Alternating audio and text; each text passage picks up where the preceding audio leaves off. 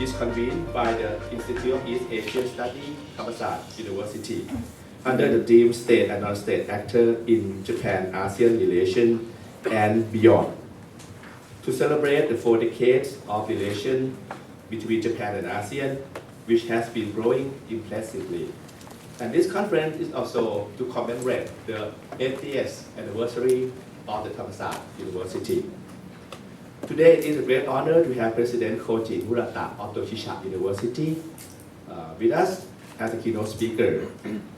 He is the youngest president of Japanese University. And he is a political scientist. He will give a keynote speech on Japanese University and Japanese Southeast Asian relationship in global context. We are also honored to have 3 experienced representatives from the Japanese NGO in the plenary session tomorrow, as well as invited speakers from India and Laos in other interesting sessions. And at night today, we're gonna have dinner talk by distinguished professor in Thailand, Professor Jsa Dv, who will talk about Japan, Thailand, and ASEAN relations since the historical period until today. And you also prepare cultural show at night for dinner talk. The conference could not happen without the support of the following organizations as sponsors: Japan Foundation, Mitsui and US Japanese Study in Southeast Asia Endowment Fund, Toshiba International Foundation, Japanese Study Association of Thailand or JSAT, and Thammasat University. I would like to express my appreciation to them for making this conference possible. I am also grateful for the time and effort that our speakers and presenters have dedicated to this event, particularly those who have traveled from overseas. Thank you very much.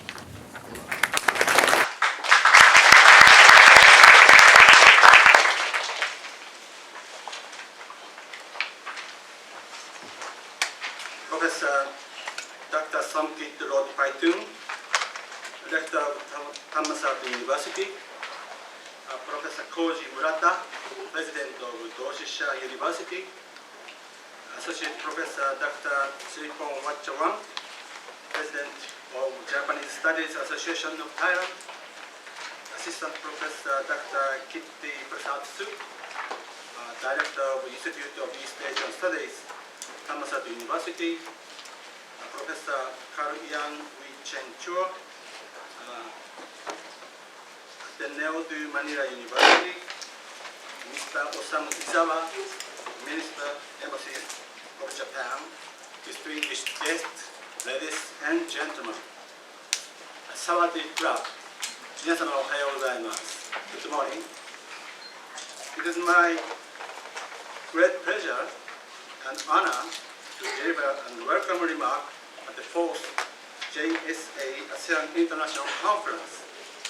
On behalf of the Japan Foundation and President Hiroyasu Ando, I'd like to congratulate the opening of the 4th JSA ASEAN International Conference and to express my heartfelt gratitude to the Institute of East Asian Studies, Thammasat University, especially Dr. Kitty Prasad Suk and his team, as well as to the members of the steering committee for their effort to make this meeting possible.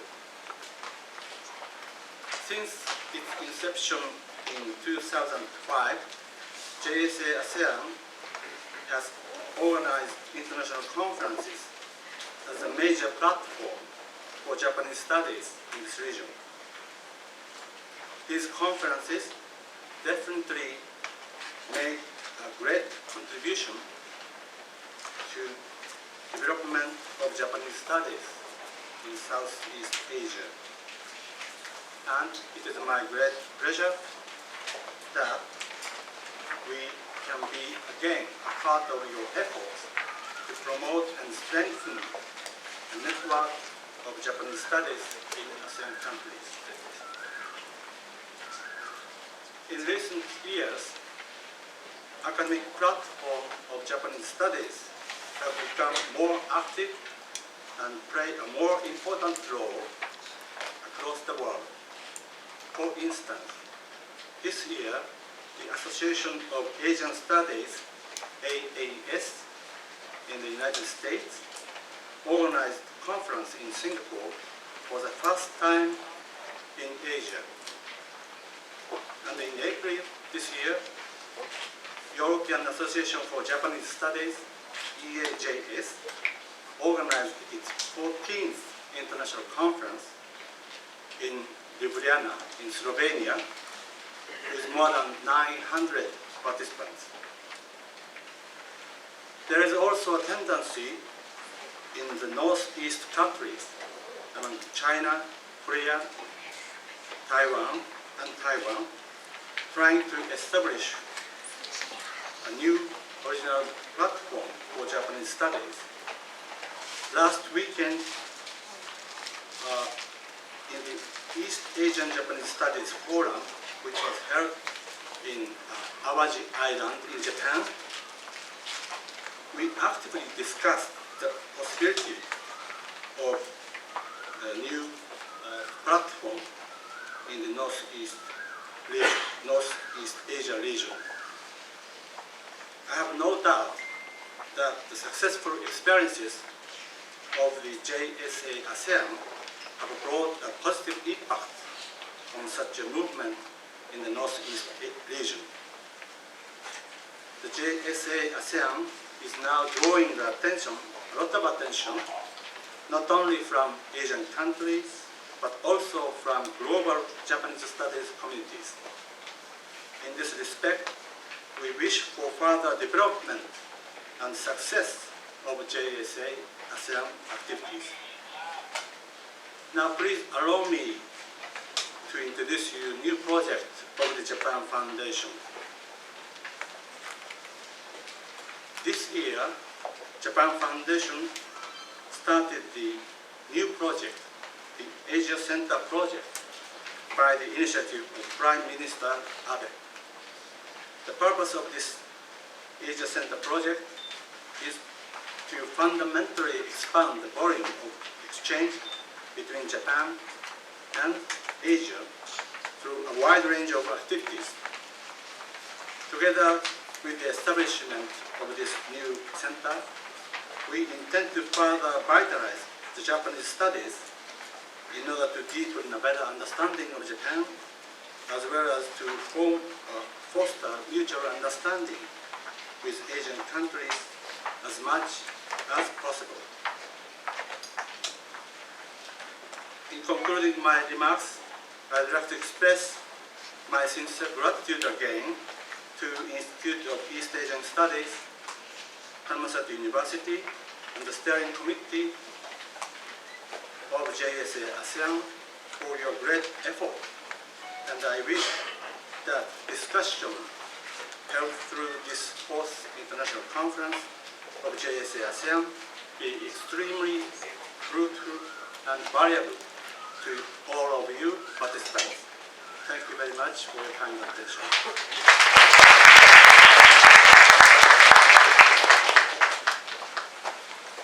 Mr. Koji Murata, President of Jsa University. Mr. Aizawa Osamu, Minister, Japanese Embassy in Bangkok. Professor Pitti Prasad-Suk, Director of Institute of East Asian Study. Colleagues, friends, ladies and gentlemen, good morning and welcome to Bangkok. Welcome to JSA ASEAN 2014, titled State and Non-State Actors in Japan, ASEAN Relations and Beyond. Please give me a few minutes to tell you about Japanese Study Association in Thailand. This association was established 8 years ago under the name of Japanese Study Network. 2 years ago, we registered this network and we become the association. Now we have 10 universities nationwide as our member, as the institutions, and we have around 200 people as individuals who are our members. The purpose of the association is to promote the Japanese study in our country, particularly to share the knowledge about Japanese study in all fields, social science and humanities, with the understanding that to have the forum is the most important thing for scholars and students to exchange their ideas about Japanese. Fortunately that today the conference is organized a day after the important decision in Japan. I think all of us know that yesterday it was the election day in Japanese society. The election, actually the result itself is expected, but the most important thing is the election itself, which is meaningful. It reflects the idea that this is the rule of the game that all people in the society have chosen as the instrument to resolve the conflict and confrontation in the society. And with the mandate, I think we know that LDP got the mandate. And with that mandate, the future of Japanese society is visible. And not the new policy, but the continued policy will be going on. And with this, the mandate, of course, the policy the Japanese government will conduct will affect many things, will affect our society, will affect our region. And that is what we would like to know, what we would like to study. And that's why we have Japanese study here. And that's why all of us are here today, to exchange our view and knowledge. And of course, we are very pleased to have our friends from Japan and from neighboring countries, from many places in the world, to share this knowledge with us. On behalf of Japanese Study Association in Thailand, I would like to thank all partners, sponsors who made this conference possible. I'm sure that within these 2 days, we will learn a lot from each other, and of course, we will share the knowledge of Japanese study in our society and in our region. Thank you so much.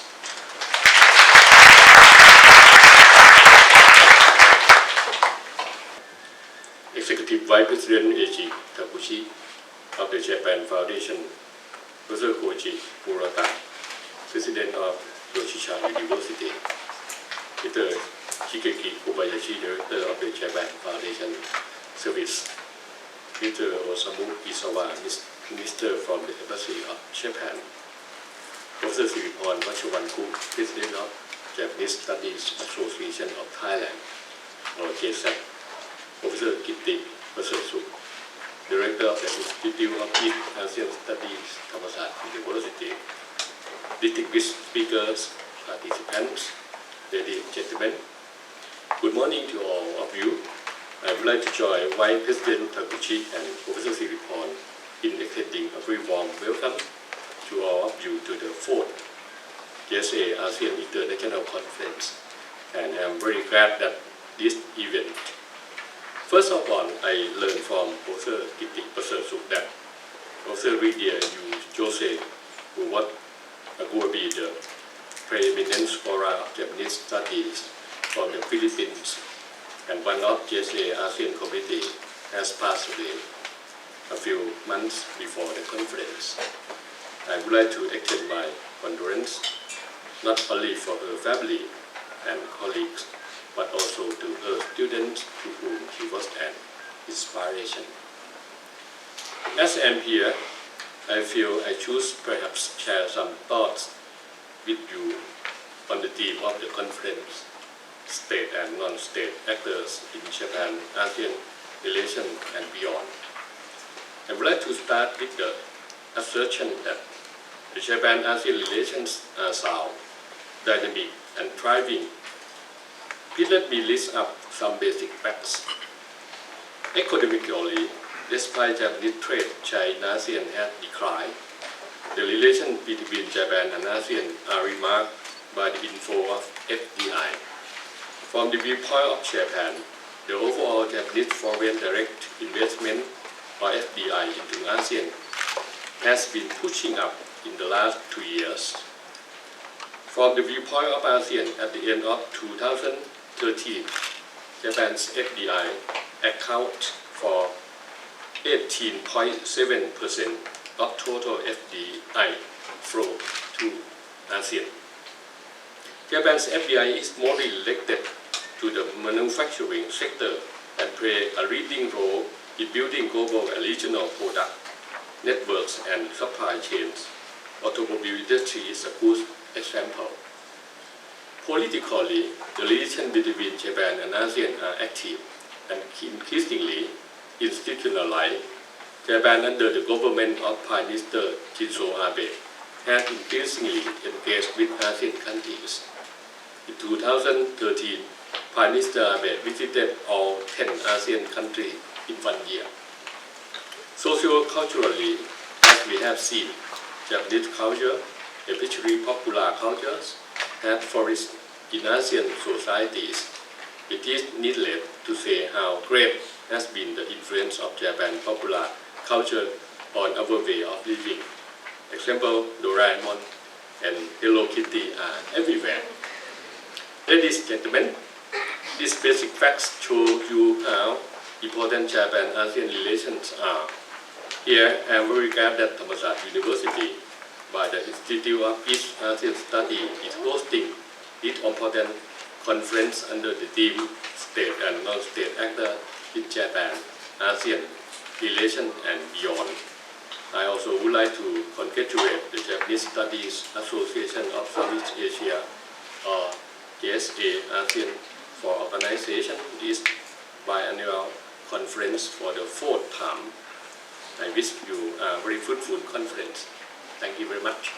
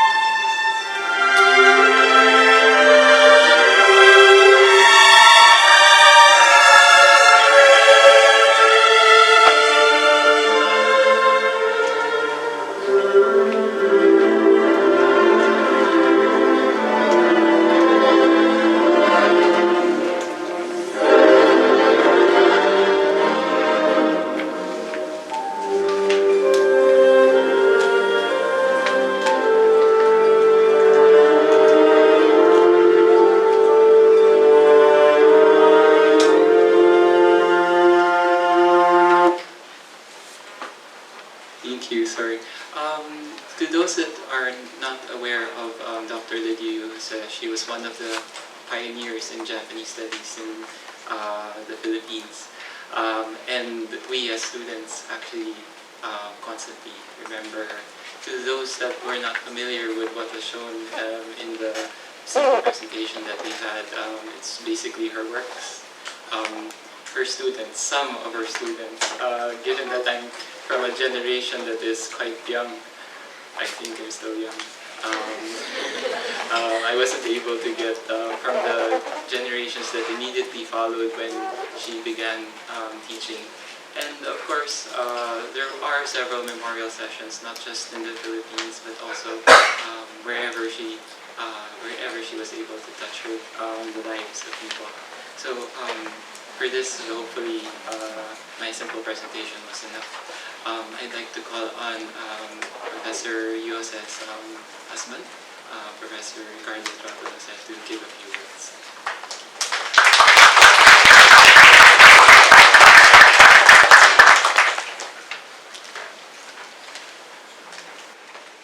First, I'd like to thank all of you for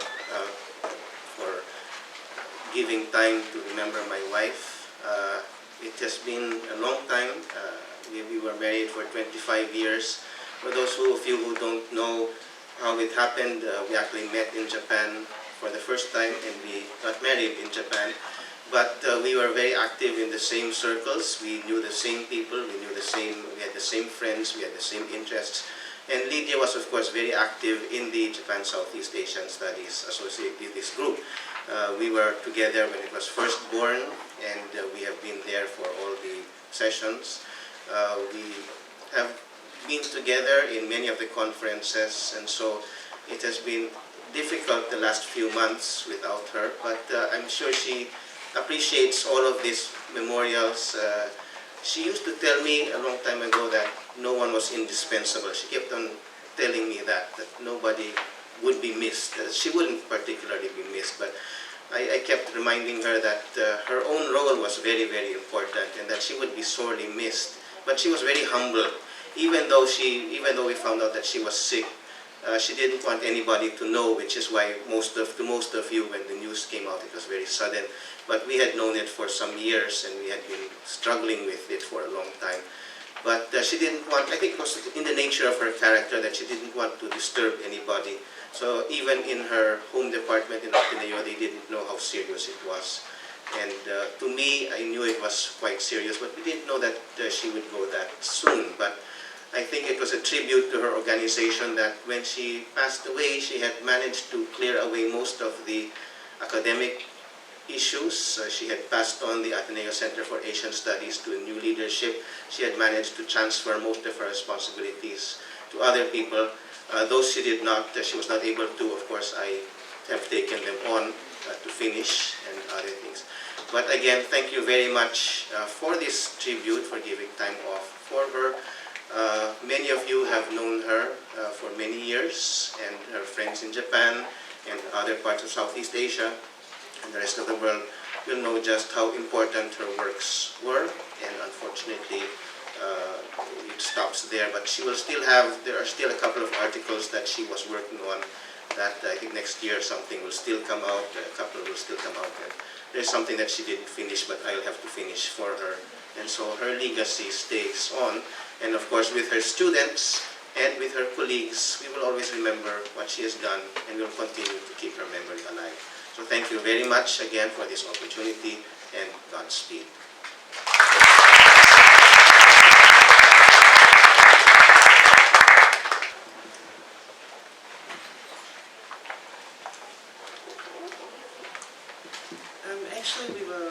I was very surprised, in fact very shaken, when we learned of her passing within early August, because in fact in middle of July I was in Manila in a way as invitation from the new leadership of the Institute of Asian Studies, where Liga used to head, and I met her there.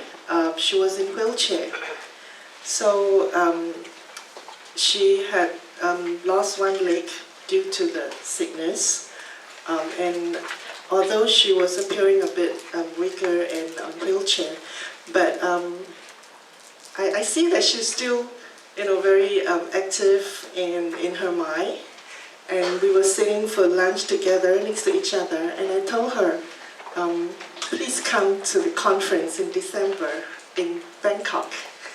And then she said, I'm not too sure, but I can see that, I can't imagine the conference without her. She has been with us since day one, and has been very active as a very active member of our steering committee.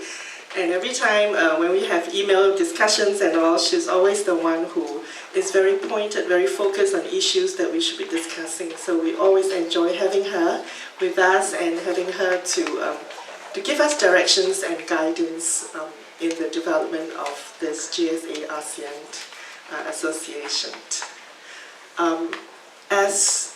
From the perspective of the Department of Japanese Studies in National University of Singapore, we also owe her a lot.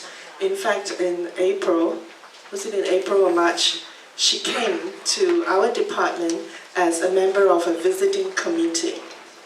In NUS, every 5 years, every department has to form a visiting committee of distinguished professors in the field to come and evaluate our departments. So, and as a kind of a rule, we always have professors from the US, from Europe, from Australia.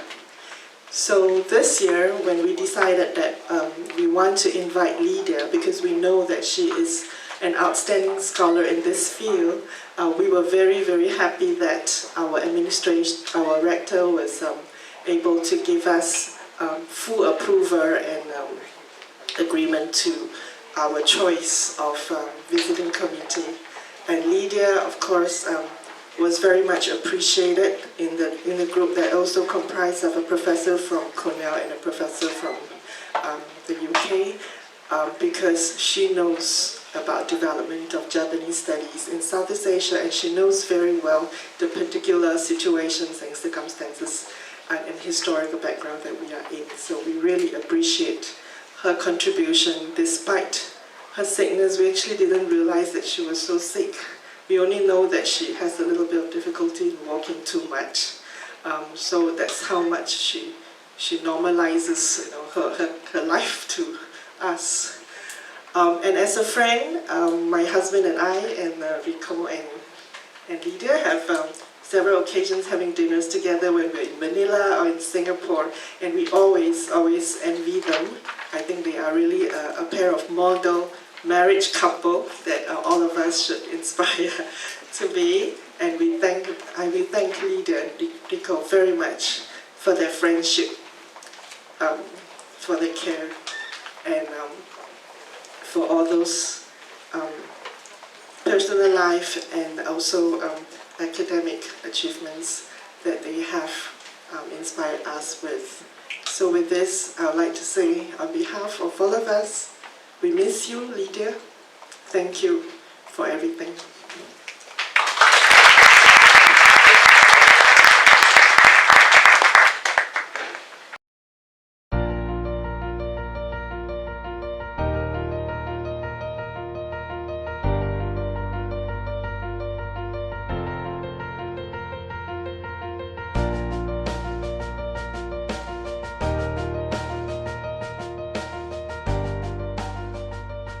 Good morning. My name is Koji Murata, the president of Jsa University, Kyoto, Japan. Thank you very much for inviting me to this wonderful occasion. I'm very much honored to be here with you. As a matter of fact, this is my second time to visit Thailand. My first visit to this country was 25 years ago. I was a graduate student, and I came to Bangkok, and I came to Thammasat University to meet the late Professor Prasad of Japanese studies. 25 years ago, the Soviet Union still existed. Japanese economy was rising, and China was isolated because of the Tiananmen incident. the world has so dramatically changed for these 25 years. Now, Japanese societies and Japanese universities, including our university, are faced with two major challenges, I would say. One is a dramatic decrease in population. In particular, the decrease in the population of the younger generation. Now Japan has 125 million. Japanese population is about 125 million. But according to statistics, 50 years later, 2060, the year of 2060, Japanese population may be decreased to 86 million. And 100 years later, probably nobody would arrive. But 100 years later, the year of 2110, Japanese population will be around 500,000. So dramatic decrease. In particular, the younger generation population is decreasing. The years of 1946, 47, and 48, we had many babies because war was over in 1945. So many babies were born in 1946, 47, and 48. The babies born in 1948 became 18 years old, means thinking about entering into colleges and universities. It was 1966. In the year of 1966, the population of the Japanese, younger Japanese, at the age of 18 years old, was about 2.5 million. But nowadays, the number is less than half. So we Japanese university professors, administrators are very much concerned about the year of 2018. Now, decreasing the Japanese younger generation, still the number can be maintained until 2018. But after 2018, every year, 5% decrease for the 18 years old generation. So dramatic population decrease will be coming to us. That's our first challenge. And the second challenge is so-called globalization. Like the black sheep came to Japan at the end of Edo period, now globalization is coming to our society and our universities. Everybody in Japan and everybody in the Japanese universities are talking about the globalization.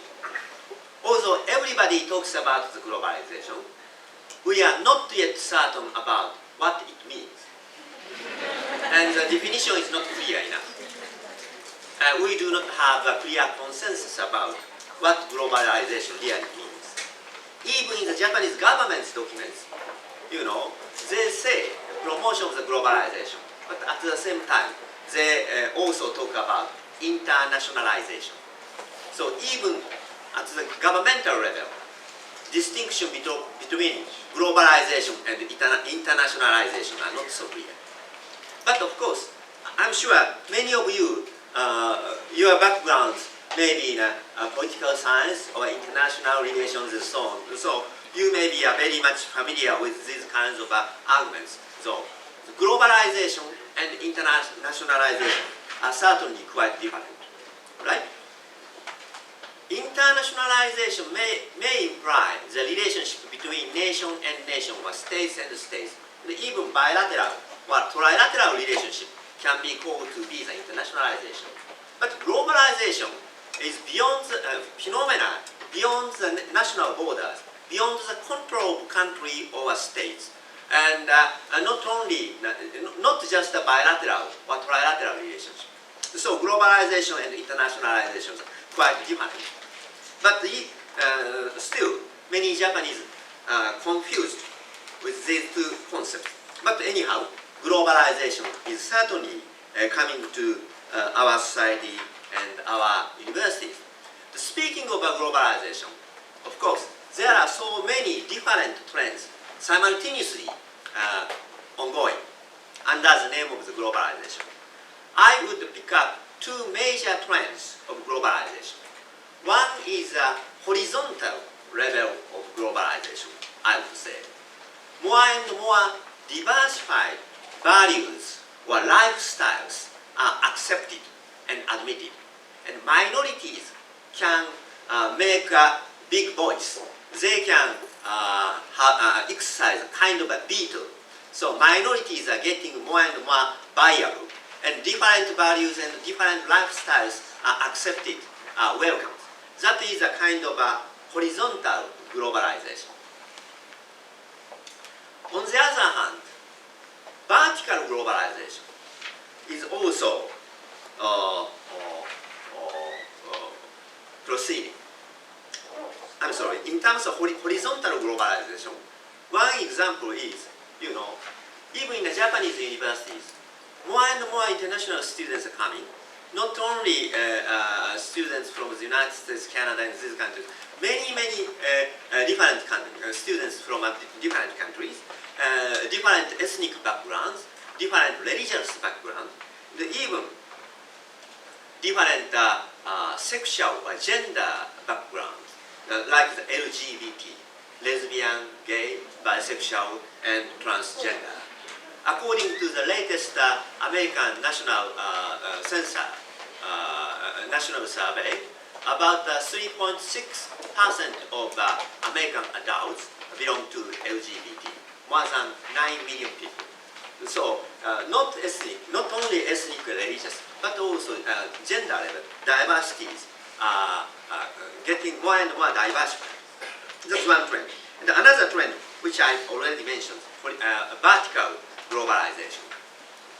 So many different phenomena and things all over the world are ranked by one criteria. Everything is ranked internationally or in the global scale. This is a vertical globalization. For example, this year, my hometown, the city of Kyoto, was selected to be the best tourism city in the world by American magazine Travel and Leisure.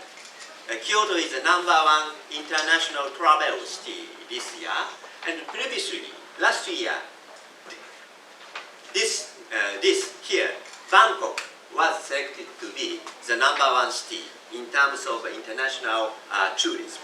So the cities are ranked by international tourism. That's one example. And another example is, probably everybody knows, universities all over the world are now ranked by many institutions, such as Times Higher Education.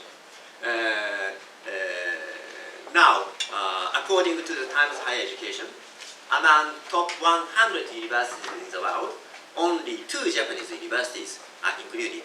The University of Tokyo, number 23rd, and the University of Kyoto, this year, 59th.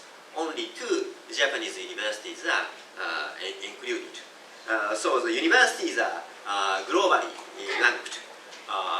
But as many people know, for example, the Times Higher Education's World University Rankings, not necessarily so objective.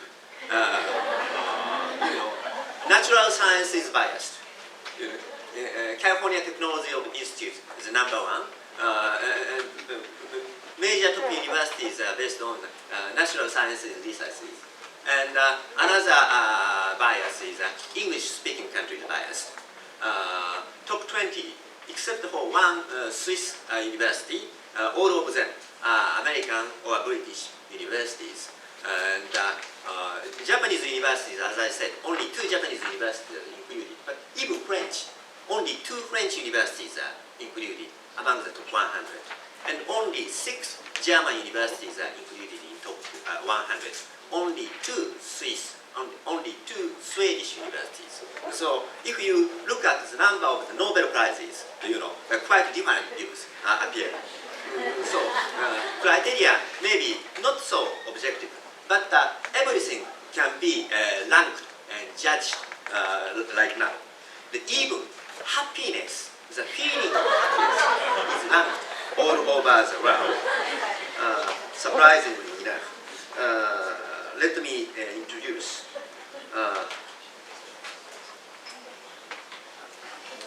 United Nations people.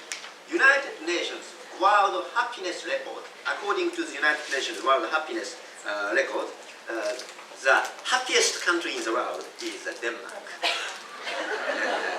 Norway, Switzerland, Dutch, Swedish, Canadian, Finland, Austria, Iceland, and Australia. The United States, number 17, Japan, number 43, China, 92. So the feeling of happiness is ranked. Everything is ranked. So this is a kind of a horizontal globalization. These vertical and horizontal globalization have a common ground. That is promotion of the IT and social networks. Because of ITs, minorities can connect each other. And through the information, affluent information through the IT, internet, we can rank quite different things using a bunch of information. So IT and social network promotes both horizontal and vertical globalization. But as you have already realized, these two global trends can be easily contradictory. If you admit more and more diverse values and lifestyles or minorities, it's quite difficult to rank everything in a single criteria. And if you try to rank everything in a single criteria, you have to ignore different values, different lifestyles, and minorities' voices. So these two trends are potentially contradictory. Before talking about globalization, before promoting globalization, we have to at least think of a contradictory character of globalization. So thinking is now quite important for us. Speaking of globalization, and the topic today is the Japanese and Southeast Asian countries. The strength of our relationship between Japan and Southeast Asia is quite important in the time of globalization. Because this area, Southeast Asia, is extremely diversified ethnically, religiously, culturally, politically, and economically. So Southeast Asia is a very good example of diversity. The strengthening our relationship with Southeast Asia is extremely important. And at the same time, Southeast Asia is very much competitive. So even vertical globalization's viewpoint, strengthening our relationship with Southeast Asia is extremely important, I would say. And more concrete way, let me speak several things about strengthening our relationship between Japan and Southeast Asia. One is education, of course. Japanese universities and universities in this region must be more and more closely interacted with each other, of course. And prior to the interaction at the higher educational level, for example, international baccalaureate type, elementary school, junior high school, and high school level educational cooperation shall be quite important. So far, only 27 Japanese high schools possess the qualification of international baccalaureate. But the Japanese government tries to expand number of the Japanese high schools with the qualification of the international baccalaureate up to 200. And this region in Southeast Asia also has many high schools with the qualification of international baccalaureate. So the number of Japanese and Southeast Asian high schools with the qualification of the international baccalaureate expanding, then our exchange or interaction at the higher educational level may become easier and more profound. That's one thing I'd like to say. And the second thing I'd like to say is importance of the regional studies. Now, Japanese studies in Southeast Asia. And we have Southeast Asian studies in Japan. Of course, dialogues between Southeast Asian studies in Japan and Japanese studies in Southeast Asia are essential. But at the same time, we have Chinese studies and American studies. China is extremely important neighbors, both for Japan and Southeast Asia. So, comparative regional studies between Chinese studies in Southeast Asia and the Chinese studies in Japan should be further promoted. And American studies, the United States is an important actor in international politics for everybody. So American studies in Southeast Asia and American studies in Japanese studies, dialogue should be further promoted. This kind of accumulation of the dialogues and cooperation among the regional studies shall be extremely important. And furthermore, the universities are located at cities and towns. Globalization, as I told you, is different from internationalization. So in a globalization, non-nation actors, non-state actors should be more important, and they play further important roles in this age of globalization. So universities, cities, NPOs, these actors are major players of globalization. So cooperation between universities and cities or towns shall be quite important in this time. American famous political science, I guess he is a professor of University of Maryland right now, Benjamin Berger, recently published interesting book titled If Mayors Ruled the World. As you know, looking at the history of world politics, before nation-state emerged, cities are major players in world politics.